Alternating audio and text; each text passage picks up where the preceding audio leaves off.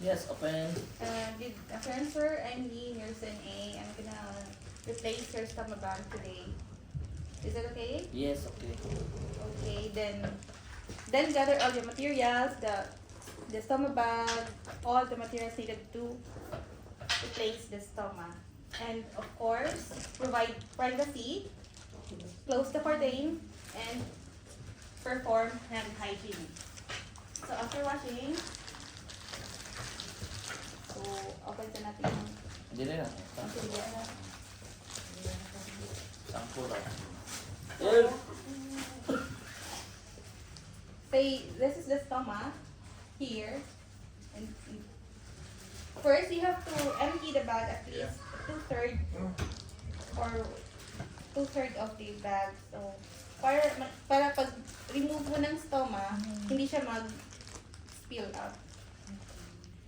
So then you have to empty this one in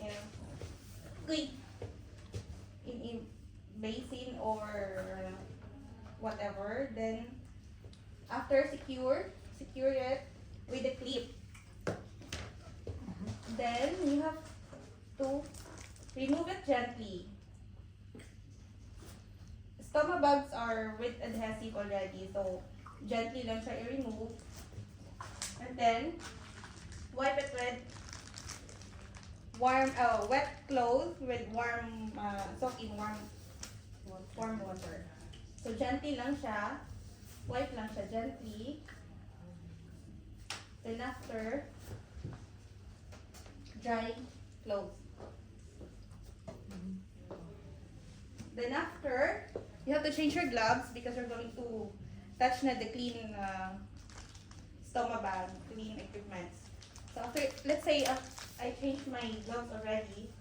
So you have to inspect the surrounding of the stomach if it's having rashes, the color is still okay, the color is pink reddish color, if it's not black, it doesn't smell bad, so that means your stomach is good. Then you have the stomach bag, but this is not a stomach bag. May ano pa siya, parang ganon. So kailangan mo i-measure, you have to measure your stomach, the stomach, i-measure mo siya kung pero dapat dito siya nakatagal. So i-measure mo siya kung gaano kalaki. So eto, you have to leave a tolerance of at least 2 mm para hindi siya mag-leak. Then cut mo yung stomach as per the dimension dito. Tapos i-cut mo siya para perfectly fit siya dito. Then after cutting, you have to attach the stomach, the flange, then push because the adhesive is thermal activated. I mean, you have thermal sa hand mo, tapos gently mo lang siyang iganon, mag-stick na yan siya. Some hospitals requires adhesive, but it depends. You have to check the policy and procedure of your agency or hospital. Or depende sa mga materials yung ginagamit, di ba? May mga paste or may mga adhesive na nilalagay. Yes. And that's it. Pag na-attach na siya, ito pala. Pag na-attach na siya, gently pa din i-push yung Parang lang siyang ziplock. May feeling na mag-lock ng ziplock. Parang gano'n lang din yung feeling dyan. naman may mag-click. Ay, hindi yan. Click. Ganun lang. Paano? Ganun na. Takla o sir, takla. Ano na siya? Parang ano siya tawag niyan? Parang akma. Sir, CNA ba magtatrabaho niya? Ha? CNA? Magtatrabaho? Nakita na sa yung sa libro natin, nasa last part yan, di ba? Yung mga dapat hindi na dinedemo dito kasi technically hindi talaga role ng CNA. Pero ang nangyayari kasi, pag na-disperse na sila sa labas, ang pinapagawa na nito is yung CNA or caregiver.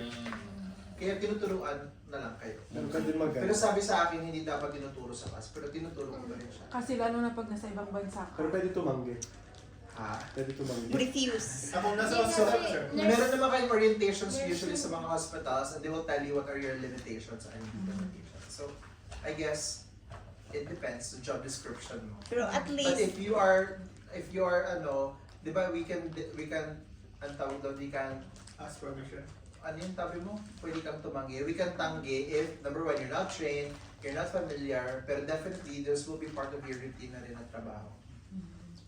Hindi ka lang pwede mag-help if there's already abnormalities, like namatay na sa stoma or nagkaroon na ng bleeding. If it's just routinary, na normal lang na lahat, you're okay.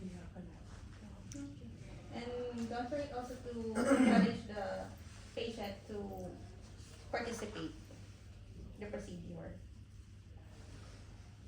And that's it. We'll do the aftercare. So, clean, throw what you need to throw, and open the privacy curtain. Then ask the client if he needs anything. Mabilis na pala, no? This is for a person na siguro bago pa lang siya nagkaroon ng stoma, but for those people na since birth meron ng ostomy, they don't know how to take care of themselves. Even this part of their routine every day. Naliligo sila na rin naglilinis ng sarili nila.